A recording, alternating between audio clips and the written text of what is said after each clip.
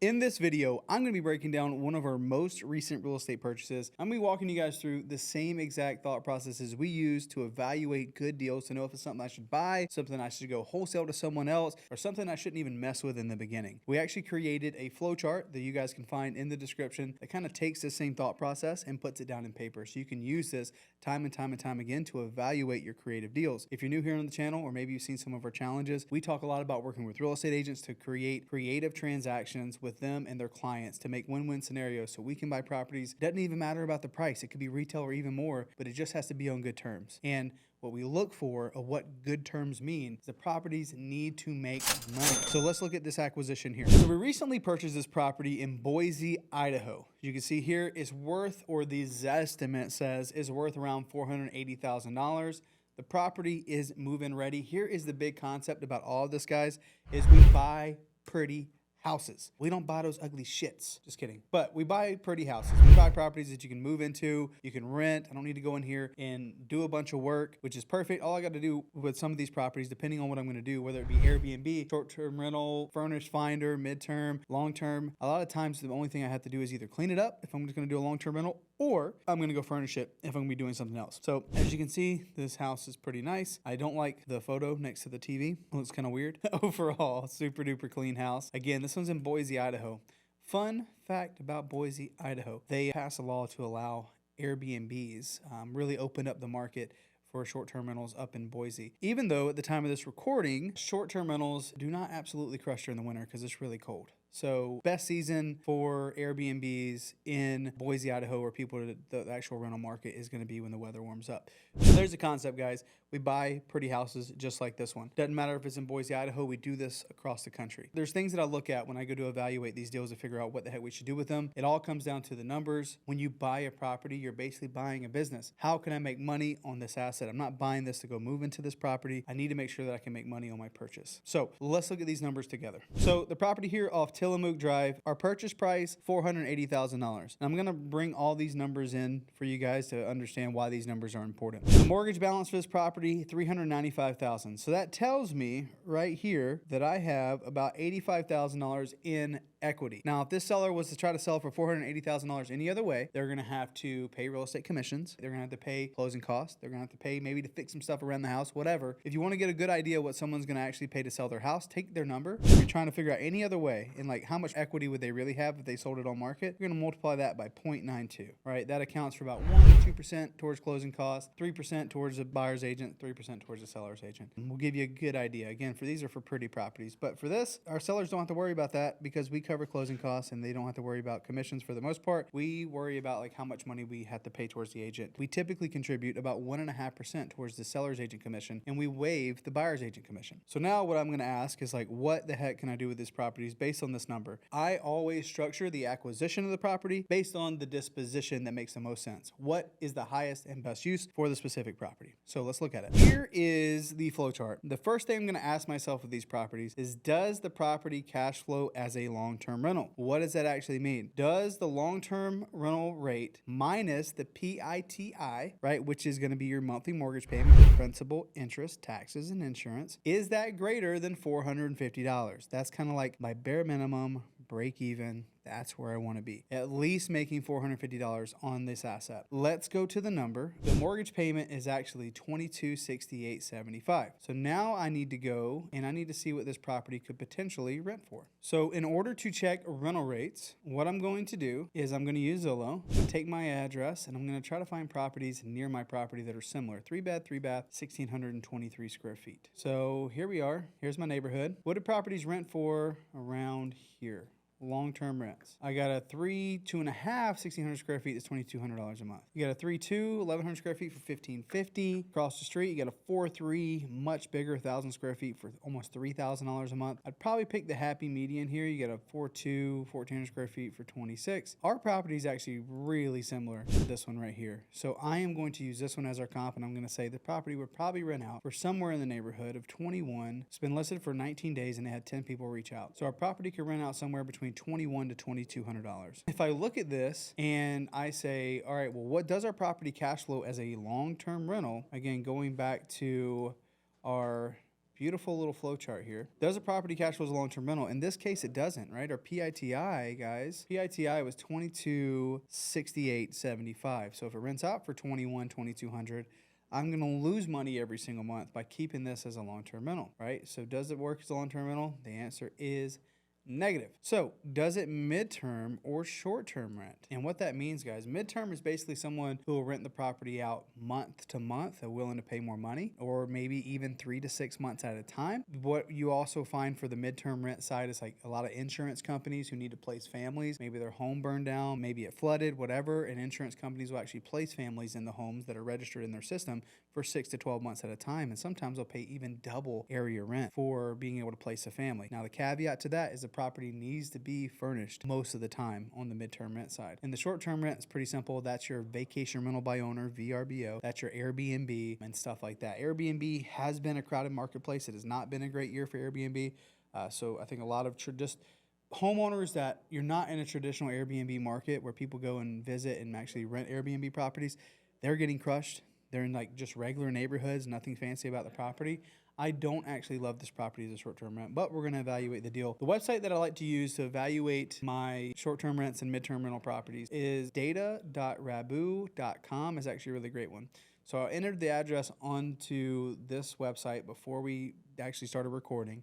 And you can see here what it came up with. It gives me a radius of properties that are similar to mine that are already currently on Airbnb. So the challenge you're going to find if you use Airbnb.com to check other listings calendars that are similar to the property, or if you use data.rabu.com, it's going to be tough because you don't know if they're owner bookings or not. It can't differentiate. It will just tell you if the property's rented out or not. Our home is a 3-bed, 3-bath. Here's some similar listings. You got one over here that's only 13% occupancy, that's $140 a night. You have one that's 37% occupancy. You'll see that one's over here is 37% occupancy at $150 a night. You can actually click on the listing. You can look at the property online. You can see what their next 3 months look like as far as their calendar is concerned. So again, I don't know if these are owner bookings or not, but I also see that their calendar for January and February, pretty sparse. Like there's no one booking. This is telling me high season, which is anywhere like it starts to pick up April, May, June, July, August, September.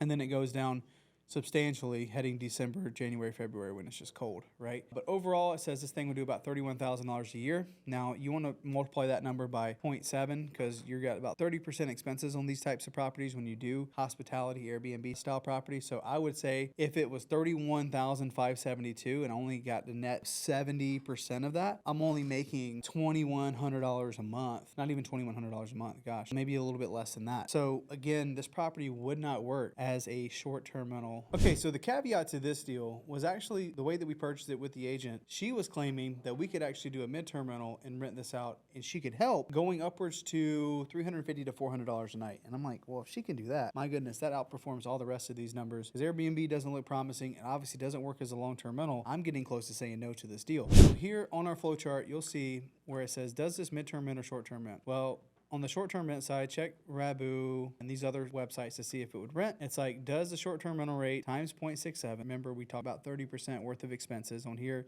David's really conservative with his numbers, about 33% on expenses. Minus your PITI. Is it greater than $650? Otherwise, we're just not going to do the deal. So really, it'd have to be like $4,000 a month in short-term rent times 0.67. Takes you about $3,100 minus the PITI. Give you about $1,000. So then I say, okay, this would work as a short-term rental. But we did the numbers. Obviously, this one doesn't work. So let's look at the midterm rent, right? Is the midterm rent minus PITI greater than $650? She claimed that she can do upwards of $350 to $400 a night, which would mean that this property could do somewhere in the neighborhood of anywhere from $8,000 to $10,000 a month. And I'm like, well, if it does that, then my goodness, 100% we should do this deal. If not, does it short-term rent? If it doesn't short-term rent, obviously it wouldn't be a deal, right? Because we knew that it doesn't long-term rent, doesn't short-term rent. If it didn't do that, then it'd be like, all right, we don't do this deal. So the next question is like, okay, so since it does, right? Since this does work as a midterm rental based on her numbers, I'm going to double check and I'm going to use websites, and you'll find this at the top of the flow chart. You'll see that it says check websites like Furnish Finder and things of that nature to double check the numbers. So if I go back over here and I pull this thing up and I look at Furnish Finder, I'm looking at properties near mine. We're over here in the surrounding areas. So we're looking at about $3,500 for a 4-bedroom fully furnished, $3,400 for a fully furnished 3-bedroom, $3,600 for a new townhouse. So even if it was $3,500, she claimed that she could get it closer to $300 to $400 a night if we rented through like an insurance company. But even if we had to go this route and we went Furnish Finder and we rented it out, you can see this has got 5-star reviews. People love this house. Great. 3-4 bedrooms. So they rented this for $35, and I saw the other one for $3,400. Well, that's good enough comps for me to at least stay even on the conservative side. If we didn't do that per night and we just rented out for $3,400 a month, $3,400 minus the PITI is still good cash flow, right? It's still about $1,100 to $1,200 per month to play with. I will venture to say that, okay, probably the extra strategy of this deal is going to be a midterm rental. And I think this is important when you go to evaluate your deals. You need to know your exit strategy before you go about your acquisition. And this is why it's important. I'm gonna hop back over to my iPad now. As you can see, the seller has $85,000 in equity. We do not come to the table with that much money. Two things that can kill a deal is, number one, a high entry fee, right? Having to come with a ton of money to buy one of these deals. Right? Our goal is to stay less than 7%. All in. If it's a $480,000 house, I will do this math on my phone. This is stuff that no one teaches you. This is stuff that no one talks about, how to properly evaluate one of these deals. So I'll take $480,000 and I'll multiply that by 0.07. Again, this is my top end number. I don't want to be anything more than around $34,000 on this deal. So this equals roughly around $34,000. So anything over $34,000, we're getting to this higher entry fee, and not a lot of people are going to do it. And if you look at this number here, you'll see that obviously they have more in equity than what I could give them at close. I'm offering them $34,000. They have $85,000. And that also doesn't account that I'm going to have to try to help pay for the agent fees and commissions. So this is what we call a hybrid deal. So when the equity is more than 15% of the purchase price, then we're going to have to look at different options to get them paid. You can see where I need to be is about 34 all in. That includes money to seller and money to agent. I need to be all in around 34 grand. Well, I'm going to have to negotiate this deal and maybe structure a second position note on the seller's equity and pay them monthly on it. So my cash to seller that we negotiated on this deal ended up being right at $10,000. So $10,000 is what they were okay with. They're like, look, if we can at least get our price, give us $10,000 at close, and then we'll finance you the rest. So in this case, they're financing us $85,000 minus $10,000. They're financing us $75,000. And they were okay with us giving them $200 per month on their equity. And the reason why I knew I could do $200 is because I already had my exit strategy in mind. I know that I could rent this property out minimum $3,400 a month. On the front end, my PITI is $2,268.